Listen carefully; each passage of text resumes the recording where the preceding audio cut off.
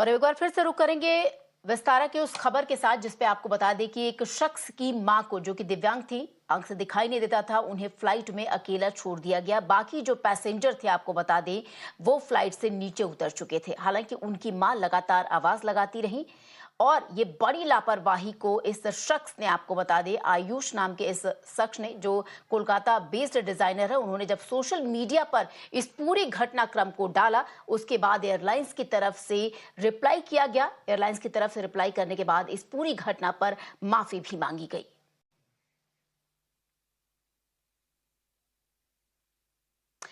और हमारे साथ वो गेस्ट भी, वो मेहमान भी जुड़ गए, आपको बता दें, जो कोलकाता बेस्ड डिजाइनर है आयुष केजरीवाल। आयुष, आपका स्वागत है हमारे साथ जुड़ने के लिए। सबसे पहले तो खेद भी है हमें कि किस तरीके से आपकी मां को, आपकी मदर को फ्लाइट में अकेला छोड़ा गया। आपसे जानना चाहेंगे कि आए दिन ऐसी जो घटनाएं वो आ रही हैं, लगातार कोई न कोई घटना इस तरीके से फ्लाइट से रिलेटेड आती ही रहती है जब बड़ी लापरवाही होती है। आपसे जानना चाहेंगे कि आपकी मदर के साथ एक्चुअल में क्या हुआ उस वक्त। तो मेरी मदर आँख से देख नहीं सकती, वो ब्लाइंड है, तो हम लोगों ने उनके लिए एक असिस्टेड ट्रैवल प्लान चूज़ किया था, जहाँ वो दिल्ली से कलकत्ता जाएँगी और कलकत्ता में जो एयरलाइन स्टाफ है, वो उन्हें प्लेन से उतार कर, सामान लेकर हमारे जो रिलेटिव्स हैं कलकत्ता में, उनके हवाले कर देंगे और ये फ्लाइट दिल्ली टू अंडमान की थी, तो कलकत्ता में रुक कर जो पैसेंजर्स उतरेंगे, उन्हें उतार कर ये अंडमान जाने वाली थी। तो जब कलकत्ता फ्लाइट पहुँची, मेरी माँ को बोला गया था कि आपको लास्ट तक रुकना पड़ेगा, जब सब उतर जाएँगे व्हीलचेयर आकर आपको उतार के ले जाएँगी। तो मेरी माँ वहाँ पे वेट कर रही थी, जब काफ़ी समय गुज़र गया और सब सारे पैसेंजर्स उतर गए, उसके बाद भी जब कोई नहीं आया, फिर मेरी माँ को लगा जैसे क्लीनर्स आके क्लीन करने लग गए थे आस-पास। तब मेरी माँ को समझ में आया कि हो सकता है ये शायद मेरे बारे में भूल गए हैं और अब क्लीनर आ गए हैं, इतनी देर हो गया, कोई आया भी नहीं है, तो अगर मैं कुछ नहीं बोलूँगी तो हो सकता है ये फ्लाइट अंडमान चली जाए और मैं यहीं बैठी रह जाऊँगी। तब मेरी माँ ने क्लीनर्स को बोला कि मुझे लगता है मुझे उतारना भूल गए, आप प्लीज़ कुछ करो।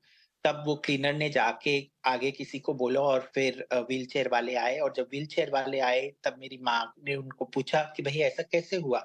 तब उन्होंने कहा कभी-कभार ऐसा हो जाता है, हम पर इतना प्रेशर रहता है।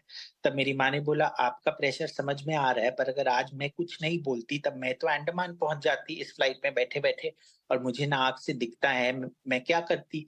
तो मेरा ये सोशल मीडिया में डालने का सिर्फ़ एक ही मकसद था कि एयरलाइन्स सतर्क रहें, ऐसा काम ना हो, इसके बारे में कोई जाँच-पड़ताल करे, थोड़े process led rules and regulations लगाए क्योंकि मेरी माँ समझदार थी, उन्होंने अपनी आवाज़ उठाकर अपनी सुरक्षा के लिए जो करना था किया। पर कोई ऐसा इंसान होता या कोई बच्चा होता या बहुत बड़ा बुज़ुर्ग होता जो कुछ नहीं कह पाता, तो वो अंडमान पहुँच जाता और मेरी माँ भी अगर अंडमान पहुँच जाती, बहुत तकलीफ़ होती क्योंकि उन्हें आँख से दिखता नहीं है, हम लोग कोई को जी, जानते नहीं हैं, फिर वहाँ से कैसे आती, क्या होता? So this is a very, very scary thing, तो इसलिए मुझे लगा कि मुझे एयरलाइन को बोलना चाहिए कि आइंदा से ऐसा काम ना हो।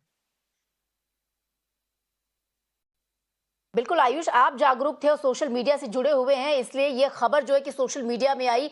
आयुष, आपसे ये भी जानना चाहेंगे, क्या एयरलाइंस की तरफ से व्यक्तिगत रूप से पर्सनली आपको कोई कॉल मैसेज आया है जिसमें वो माफी जी मांग हाँ, रहे हो या फिर कोई और बात रख रहे हो आज अपनी? आज आज मेरी बहन के पास एयरलाइन के पास से फ़ोन आया है। मेरी बहन उनसे बात भी कर रही है। हमारा मकसद सिर्फ़ यही था कि एयरलाइन इसके बारे में कुछ करे और आइंदा से ऐसी गलती ना हो। तो ये अब ये कन्वर्सेशन एयरलाइन के साथ जारी है। मुझे उम्मीद है कि आइंदा से वो ऐसा काम नहीं करेंगे और they will be strict about this and manage the process.